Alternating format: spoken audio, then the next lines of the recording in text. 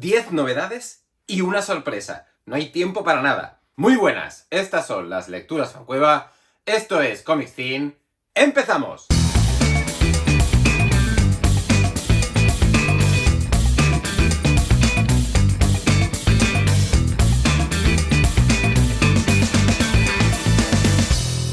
Y antes de empezar con todo lo que se me viene encima, unas palabras acerca de nuestro patrocinador. Para cualquiera que lleve tiempo comprando cómics estadounidenses por internet, ComicsBuggle es un sueño hecho realidad. Por 6 motivos. Primero, un servicio de atención al cliente de 10. No hay correo que les mandéis que no respondan en un plazo de un par de horas. Segundo, porque cuando os llega el material es a prueba de bombas la caja. La abrís, empezáis a sacar papel relleno y cuando llegáis a los cómics están envueltos en plástico de burbujas, garantizando así que el daño que puedan recibir sea nulo. Sea nulo, a no ser que, punto 3, hayáis comprado alguno de los cómics que suelen tener gradados según daño con el que a ellos les ha llegado y que en ese caso estarán rebajados entre un 15 y un 25%. Y esto contando con precios que ya están muy rebajados con respecto al de portada. Cuarto, gastos de envío gratuitos a toda Europa. Quinto, muchos métodos de pago. No solo el compro y pago, sino el compro y pago en 3 meses o compro y pago durante 3 meses y a la finalización de esos 3 meses recibo mi TVO que ha estado apartado desde el minuto 0, desde el minuto en el que hemos elegido esa opción de pago, nos han apartado el cómic y cuando terminamos de pagar esos 3 plazos nos lo mandan, algo que me parece una genialidad. Y sexto y último, un sistema de recompensas que creo que no tiene ninguna otra tienda de cómics en Europa, que va acumulando puntos por cada compra que hacéis y que podéis canjear por dinero en la tienda cuando queráis. ¿He dicho 6? No, son 7 las razones por las que tenéis que comprar en ComicsBuggle. Y la que se me estaba olvidando era la que quizás os llame más la atención. Y es que si utilizáis el código que ahora mismo aparece sobreimpreso en pantalla, obtendréis un descuento de 5 euros en una compra de más de 50 solo una vez por usuario.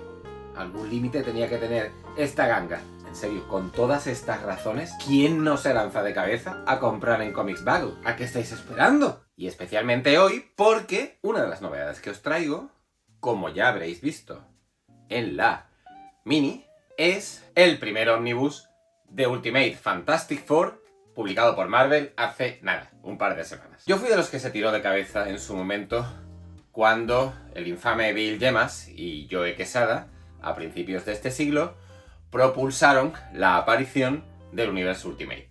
Sobre todo porque lo que me encontré en la primera colección que apareció en ese universo Ultimate, que fue la de Spider-Man, me voló la cabeza.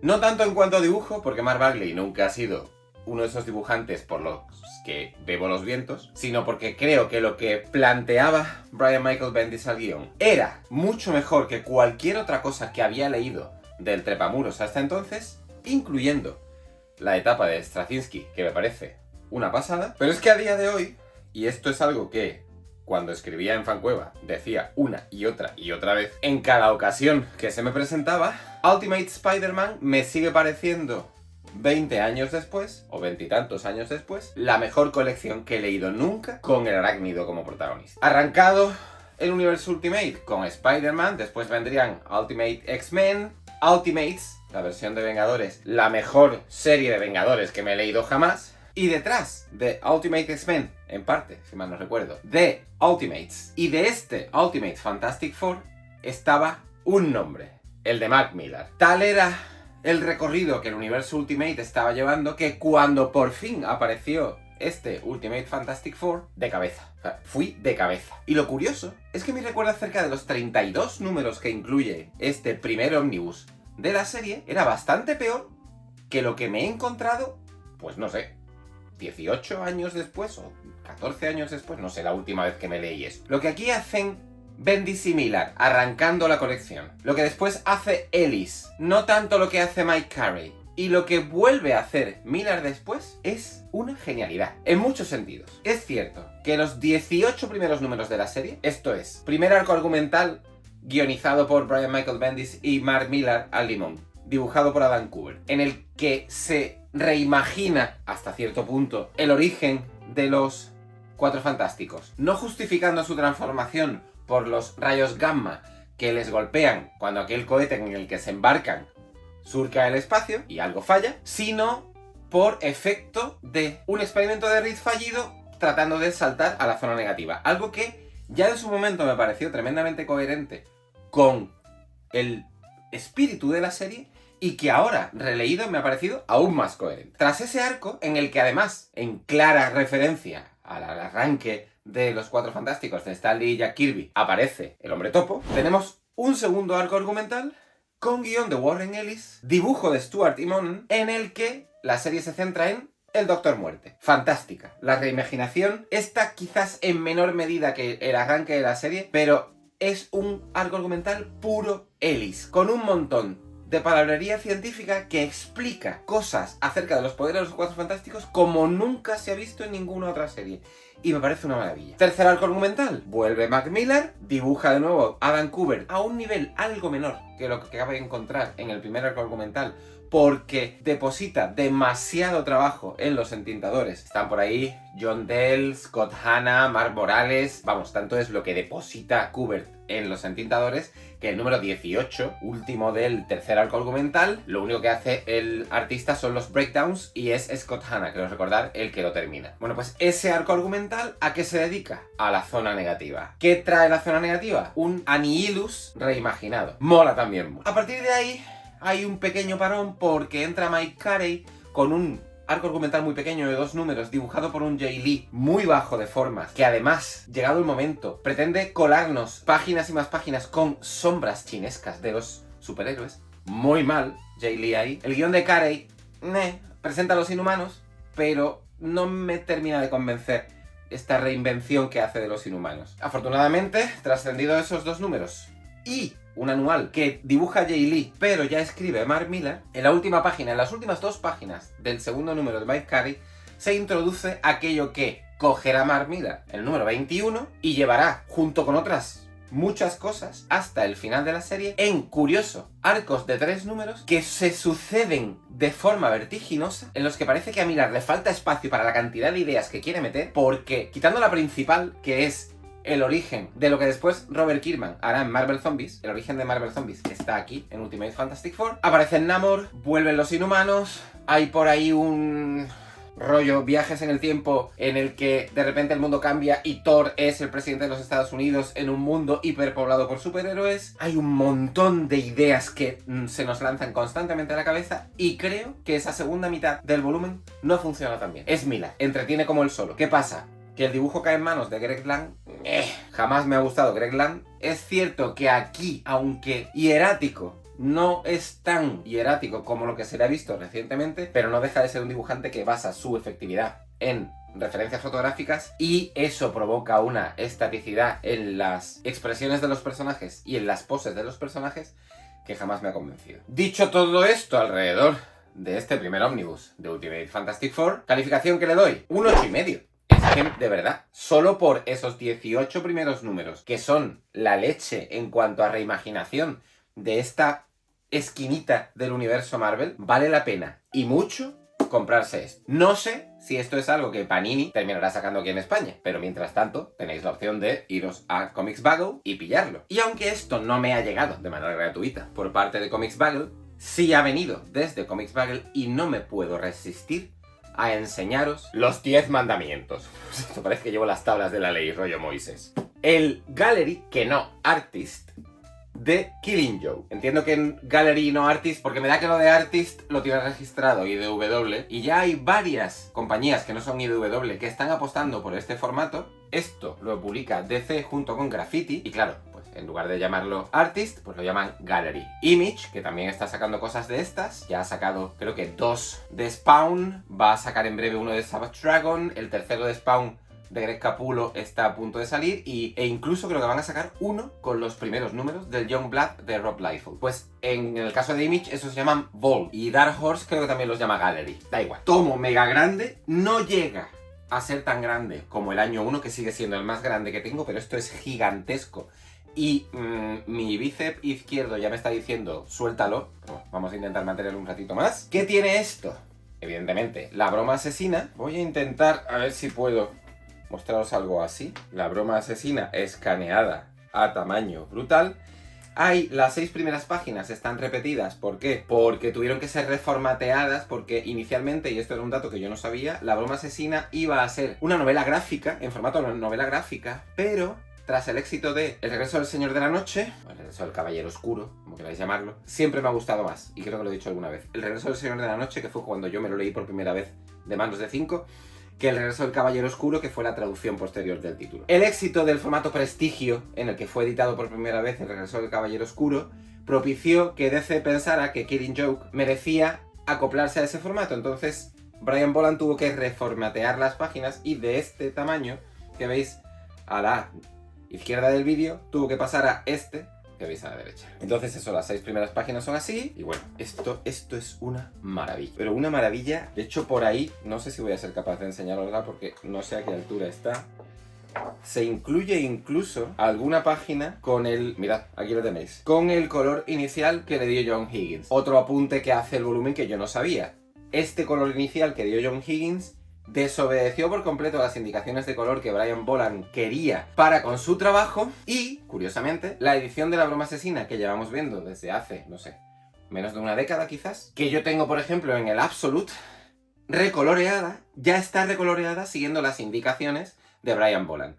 Y el color, sinceramente, nostalgia aparte porque este fue el primer color que vimos, el nuevo color de La broma asesina le da sopas con onda a esto. Que esto sigue con La broma asesina, pero llega un momento en que la novela gráfica se acaba y después, fijaos, como 2/3 partes del volumen se dedican a recoger páginas originales de Boland de un montón de trabajos diferentes a lo largo de los años. La princesa y la rana, la historia que apareció en el Batman Black and White, Justice League of America, bueno, cosas como los Vellum estos, el papel vegetal cubriendo el título, otro Vellum para esta portada de la JLA, portadas de Camelot 3000, y ya lo que hay hasta el final son portadas y más portadas e ilustraciones, rarezas de... Mira, cosas de Animal Man, más cosas, bueno, vienen un montón de portadas de Animal Man, de Wonder Woman. En serio, una auténtica gozada. Eso sí, el desembolso que ha supuesto esto no os quiero ni contar. Pero habiendo caído en la trampa de empezar a pillarme artists, esto tenía que formar parte de la biblioteca, sí o sí. Bueno, y trascendido este largo inicio con Comics Bagel de por medio, nos vamos con las 9 novedades restantes españolas que os traigo. 9 novedades que además vienen solo de 3 editoriales. De hecho, lo gordo que os traigo hoy viene por parte de Yermo. Para dedicarme a Yermo del tirón y terminar el vídeo con todo lo que la editorial nos ha hecho llegar hace muy poco, novedades que son tanto de finales de año como de principios de este por parte de la editorial, voy a empezar por uno de los últimos títulos publicados por Laramie, Un hombre de ley, western como todo lo que edita Laramie, publicado originalmente en Italia, firmado al guión por Gianfranco Manfredi y al dibujo por Pedro Mauro. Me decíais hace poco en algún comentario que intentara, en la medida de lo posible, dar nota a los cómics, guión por un lado y dibujo por otro. Me resisto a hacer eso, pero sí que voy a intentar hablar de forma mucho más separada, cuando así lo propicie el TVO, de lo que el título en cuestión nos da en torno al guión y de lo que el título en cuestión nos da en torno al dibujo. Intentando valorar al tiempo si el guión está muy por encima del dibujo o si el dibujo está muy por encima de él. ¿Cuál es el caso de Un hombre de ley? Pues el guión está muy por encima del dibujo. El dibujo de Pedro Mauro no me termina de convencer. Bien es cierto que en ese no me termina de convencer habría que matizar que en lo que a escenarios concierne, Mauro trabaja bastante bien. Y en lo que a narrativa concierne, también es bastante bueno. ¿Qué es lo que no me ha convencido del dibujo de Mauro? Aparte de esa soltura en el trazo, que creo que no viene nada bien a ciertos aspectos del TVO. Los personajes no están mal definidos, no me malinterpretéis, pero hay algo ahí que no termina de convencerme. Supongo que es de esas cosas muy personales, como todo lo que es relativo a la apreciación de un hecho artístico, y un cómic no deja de ser un hecho artístico, pero esa pobre definición de los personajes que además tiende a igualarlos, creo que no es el fuerte de Pedro Mauro el saber caracterizar a los personajes. ¿Qué pasa? Que me ha sorprendido muchísimo lo que Gianfranco Manfredi hace al guión. Porque solo el hecho de tener como personaje principal a un abogado en lugar de un pistolero o un forajido o un, yo qué sé, una suerte de iteración sobre el esquema básico de Blueberry, es una idea que funciona tan bien, que el guionista lleva a tantos sitios diferentes, porque encima es un abogado de Inglaterra, con lo cual el choque cultural de la Inglaterra de principios del siglo XX con el lejano oeste de principios del siglo XX, esto se desarrolla entre 1900 y 1901, es tan bestia que si uno va con la cabeza más o menos bien amueblada acerca de qué era lo que se movía en la Inglaterra de comienzos del siglo XX y qué era lo que se movía en el lejano oeste, ya se le va a antojar apasionante lo que Manfredi plantea. Pero es que encima el tomo tiene como 3 partes, no son tales, pero así en la cabeza os diría que tiene una estructura más o menos de 3 partes. Una inicial de presentación de personajes, en la que ya ese choque cultural y otras cosas que no voy a decir plantean a nivel de guión muy buenas ideas. Una parte central que mete a esa inicial indios y de repente cuando empiezan a aparecer los indios dices tú, esto no va a funcionar. Pues funciona, pero es que la parte final, Manfredi coge y se lleva a los personajes a Nueva York. Y de un western que era en el género en el que esto arrancaba, pasamos a algo que no sabría muy bien cómo definir. Es una especie de noir con gángsters, proto-gángsters, porque no son gángsters todavía. Muy chulo el guión. Si solo fuera por el guión, tendría más nota de la que le voy a dar, pero creo que es un tomo de 7,5, lastrado por eso del dibujo que no me termina de convencer. Pero en serio, si lo que habéis visto en las páginas que os hemos mostrado no os parece una aberración a nivel visual, echadle el lazo a Un hombre de ley, sobre todo si sois amantes del western, porque os va a sorprender. Me voy con nuevo 9. 2 novedades, correspondientes al mes de marzo. La primera de ellas, La isla efímera. Un volumen que ni es manga, porque no viene de Japón, ni es manhwa, porque no viene de Corea, sino que es manhua, porque viene de Taiwán. Yo me quedé igual que vosotros cuando me leí el texto que sirve de epílogo a este libro firmado por Li Xianqiao al guión y Evergreen Ye al dibujo. Y un título que bebe, pero a 2 manos y rollo tanque de cerveza, de Miyazaki. Y en particular, del Miyazaki de Nausicaa. Y lo hace además tanto del Miyazaki de Nausicaa cómic como del Miyazaki de Nausicaa película. Construyendo un mundo posapocalíptico en el que las aguas han cambiado por completo la fisonomía de la Tierra, en el que hay una isla que aparece y desaparece, y de ahí el título, La isla efímera, y un libro que está dividido en 3 historias cortas, que en cuanto a construcción de lore funciona bastante bien, aunque es más lo que no cuenta que lo que cuenta, y deja a la imaginación del lector mucho de eso de construcción de dónde está nuestro planeta cuando la lectura empieza, pero que me parece que, quitando esa construcción de lore y algún detalle por aquí y por allá, falla en ser coherente. Y esto es algo que me fastidia mucho cuando me lo encuentro en una lectura.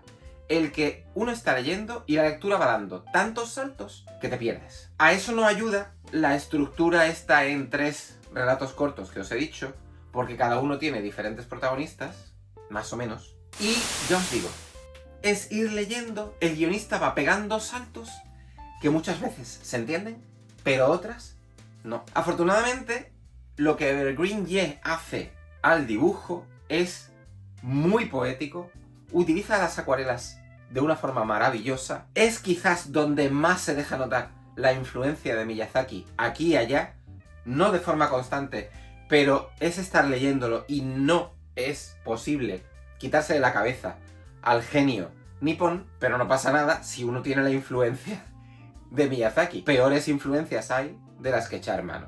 Nada malo en que sea Miyazaki el modelo a seguir. La edición de Nuevo 9 es fantástica, como todo lo que hace Nuevo 9. Esto es un repetirme cada vez que hablo de un título de Nuevo 9, papel de muchísimo gramaje, que quizás impide un poco el abrir el volumen y que la lectura sea cómoda, pijadillas mías. Un título de 7 que ya os digo, a mí me ha funcionado mejor en lo que respecta al dibujo que en lo que respecta al guión.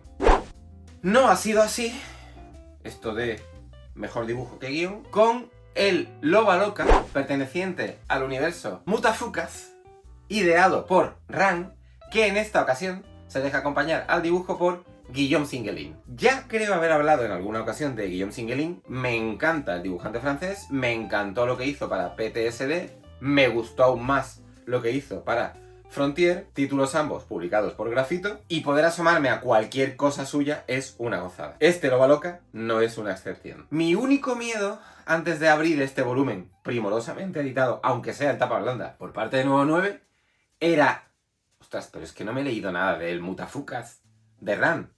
¿Me hará falta? No te hace falta. ¿Hay alguna referencia que, evidentemente, como no la tienes en la cabeza, porque no has leído nada del Mutafukas, e intuyes que viene de otros rincones de lo que Ran está construyendo para el label 616 de Ankama, pero de verdad que no hace falta ninguna. La historia es cohesiva, es cerrada, me recordaba en parte a cosas que ya había leído en el Dua Power Bomb de Daniel Warren Johnson, pero creo que este Loba Loca es previo al Dua Power Bomb, a saber si Daniel Warren Johnson leyó este Loba Loca o si yo me estoy equivocando y esto es posterior al Dua Power Bomb, que creo que no. Pues sí, Ran y Guillaume Singuelin, sobre todo Ran, tenían en la cabeza algo de lo que Daniel Warren Johnson planteaba en esa serie alrededor del mundo de la lucha libre.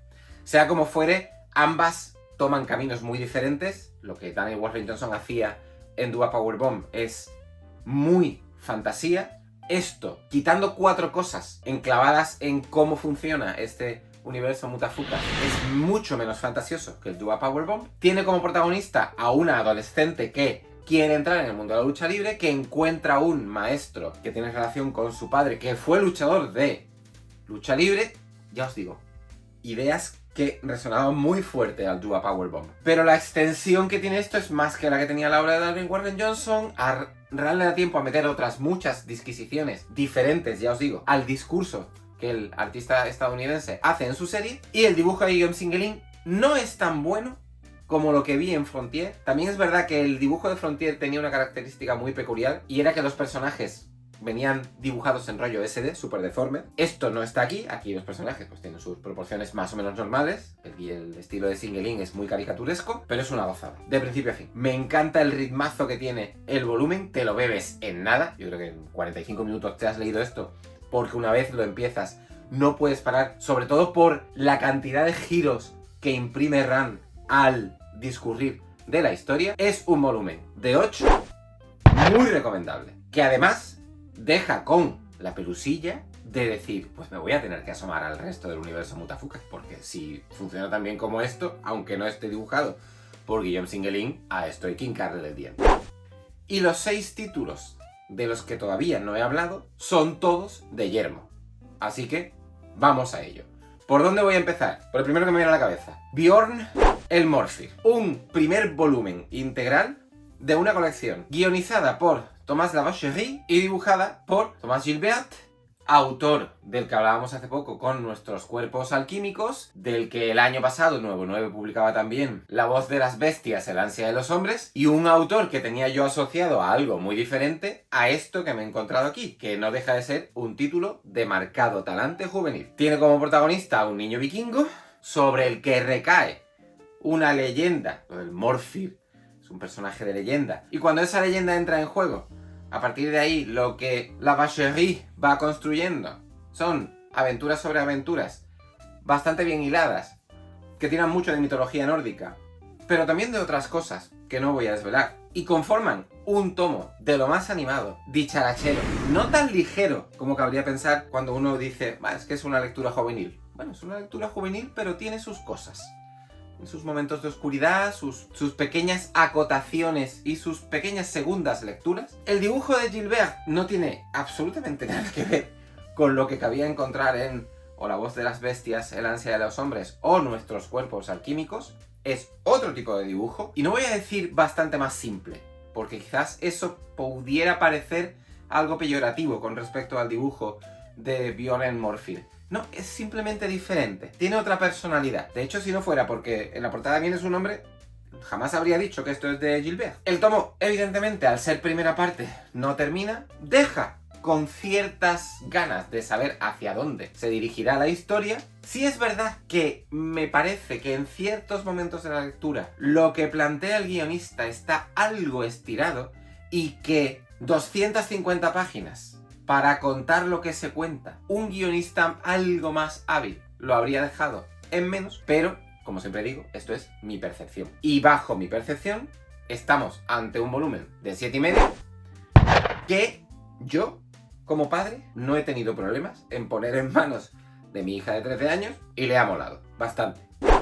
Y de Björn Morfir, título juvenil, nos vamos ahora a Carcayú, un volumen firmado por El Diablo al guión y Julien de Roche al dibujo. Un título que casi cabría calificar de western, si no fuera porque aquí y allá coquetea con otras cosas que nada tienen que ver con el western, aunque ahí hay una cierta personalidad de fondo que es western puro y duro, western fronterizo además, y una lectura cuanto menos curiosa. Gira en torno a un personaje bastante peculiar, un mastuerzo que vive aislado en la montaña, que mató con sus propias manos a un carcayú, que para los que no lo sepáis es una especie de oso carnívoro de pequeño tamaño, y en inglés es Wolverine, o sea que esa traducción que siempre se ha hecho del nombre de el mutante por excelencia es una alternativa a la real, porque la real sería o carcayú o glotón, que es el nombre en español de este mamífero. Apreciaciones científicas al margen, este personaje queda inserto en una trama de intereses petrolíferos porque la zona en la que vive es un pozo de petróleo sin fin. Por ahí está el típico personaje de western, cacique con dinero que quiere controlarlo todo, que tiene al pueblo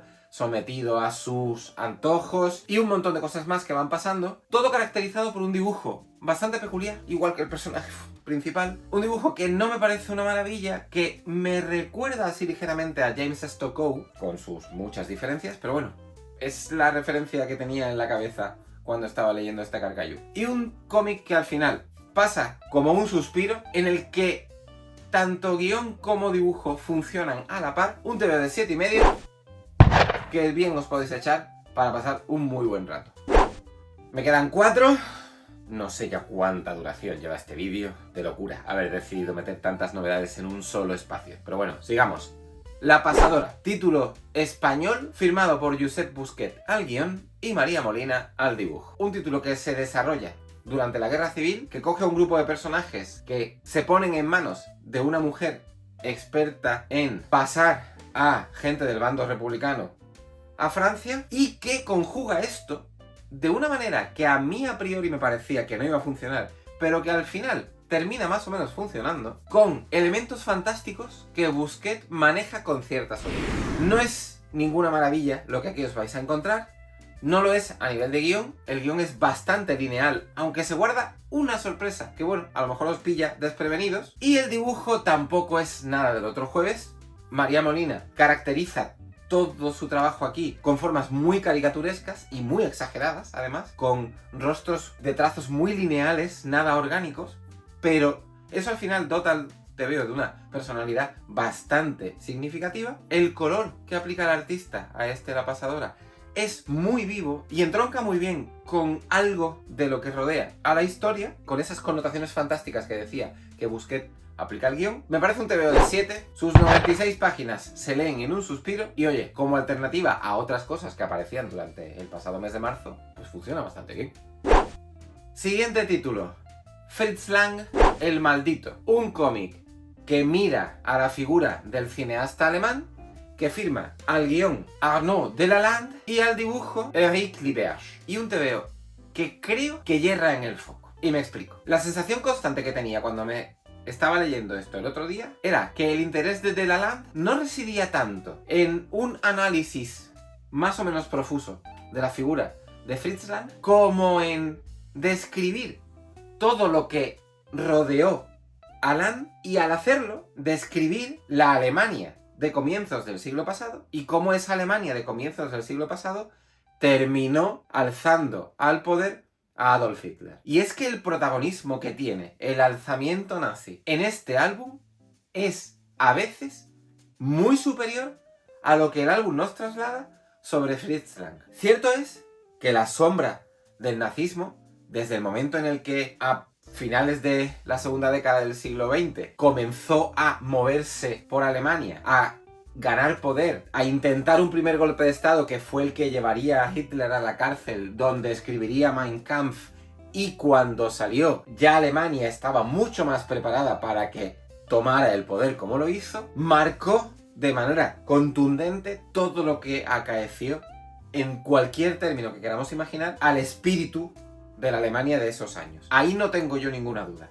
Ahora bien, hacer un álbum que se llama Fritz Lang y que Fritz Lang en muchos momentos sea un mero secundario, no me termina de convencer. Está justificado, que no os digo que no. De hecho, Lang, que era judío, en un momento dado se sentó con Goebbels porque Hitler quería que Lang fuera el cineasta del movimiento nazi, al final sería Leni Riefenstahl, sobre la que recaería ese trabajo, y ese momento en el que Lang se reúne con Goebbels es muy significativo de lo pervertido de la idiosincrasia del nacionalsocialismo alemán, porque iban a ignorar la condición judía de Lang para que sus formas narrativas y lo espectacular de su puesta en escena sirviera a las intenciones del Reich. ¿Qué pasa? Que hay tanta carga en torno al movimiento nazi en esta lectura que termina fagocitando, y mucho, a lo que a mí me habría interesado encontrarme más, que es la trayectoria de Lang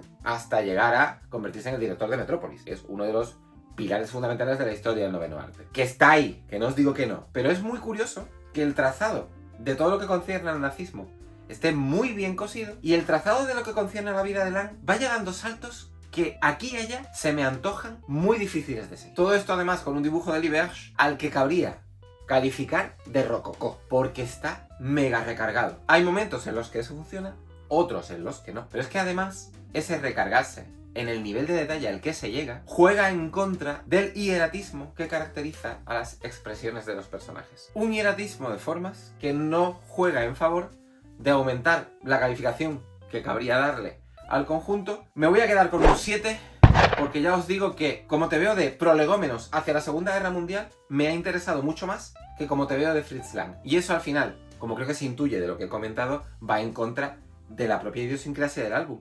Leches, que se llama Fritz Lang, no la Alemania prenazismo. Y hablando de Alemania y nazismo, nos vamos ahora con el informe W, infiltrado en Auschwitz, de Gaetan Bock. Un álbum centrado, y el título no engaña aquí, en el campo de concentración de Auschwitz y en el de Birkenau, en parte, y un título basado en la historia real de Witold Pilecki, un oficial del ejército polaco que tras la ocupación de Polonia hizo por terminar con sus huesos en Auschwitz para desde dentro organizar una red de resistencia y provocar un alzamiento en el campo. Quizás lo más curioso de la personalidad de el informe W es cómo Gaetan Bock nos lleva de forma tremendamente sutil por unas páginas que en lo que a dibujo respecta se mueven en dirección contraria al horror que uno asocia a Auschwitz. No hay aquí en ningún momento representación explícita de las atrocidades que los alemanes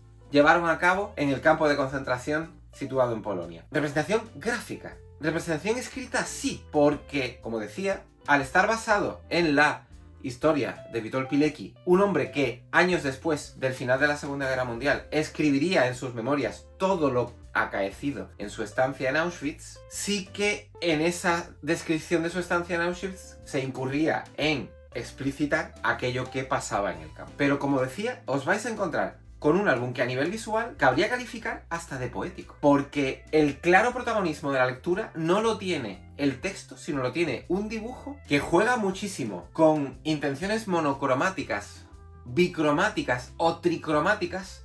Ahí se mueve en ese entorno. No, creo recordar así de memoria, que no hay páginas en las que haya más de 3 colores, y además ese juego de colores queda muy imbricado en qué se nos está narrando en ese momento, y podemos pasar de los grises plomizos de ciertas descripciones de Auschwitz a una combinación entre blanco, rojo y azul cuando Gaetan Bock mueve el foco hacia la infancia del protagonista. La personalidad visual de este informe W es, a mi entender, bastante arrebatadora. Encima lo que cuenta es tremendamente interesante, porque complementa en cierto sentido, al igual que lo hacía en parte el Fritz Lang, apuntando a cosas que a lo mejor alguien como yo, al que le apasiona la Segunda Guerra Mundial, no tenía en la cabeza. Pues esto también apuntala según qué cosas con respecto a la historia de Auschwitz, cubriendo alguna que otra laguna del funcionamiento del campo. Me parece un título de 8,5, no llega sobresaliente, por mucho que os pareciera que sí podría hacerlo por la vehemencia con la que he hablado de él, porque el dibujo, aunque evocador y poético, hay momentos en los que no me termina de convencer, sobre todo en la definición de personajes, que es muy parca, pero os puedo asegurar que es una lectura bastante apasionante. Y termino este recorrido por todas estas novedades de Yermo con otra muy reciente de la editorial, Talion, de Sylvain Ferret. Y aquí tengo que hablar de cierta decepción. ¿Por qué? Sabéis de mi extrema filia hacia la ciencia ficción. Y cualquier cosa de ciencia ficción que me vaya a echar a la cara cuenta con mis simpatías previas. Y este Talion es, o yo creía que era, ciencia ficción. Al final es ciencia ficción con más cosas, con más adendas. Pero en lo que me he encontrado en esta lectura hay tamaño divorcio entre por dónde discurre el arte, y ahí habría que matizar y ahora lo haré, y por dónde discurre el guión, que al final, cuando terminé de leerme este integral, la percepción fue hasta negativa. No lo voy a suspender, me voy a quedar en un 6. Y ahora paso a justificar el porqué de ese 6. Y voy a empezar por el dibujo. La voluntad de Ferret aquí, en este proyecto que le ha llevado muchísimos años en cuajar, es construir un mundo como no hemos visto. O al menos eso parece sobre el papel. Porque cuando uno empieza a leer este Talion, lo que se encuentra en términos de construcción del mundo es tan apasionante como referencial. Y aquí en la cabeza yo tenía cosas como Blade Runner, Dark City e incluso algún título de fantasía europea de TVO que me he leído en tiempos recientes. La Catedral de los Abismos se me venía también a la cabeza leyendo este Talion. Y en esa amalgama de referencias, Talion funciona, que no os digo que no, a nivel visual. Seguimos con la parte visual del TVO. Y de hecho, el esfuerzo que hace Ferret en construir el escenario de fondo de lo que la historia plantea se materializa en unas arquitecturas y en unos escenarios brutales, dibujados con un nivel de detalle espectacular y una solidez aún más espectacular. ¿Qué pasa? Que eso no se traslada a los personajes. Y por tercera vez en este vídeo tengo que volver a hablar de hieratismo extremo.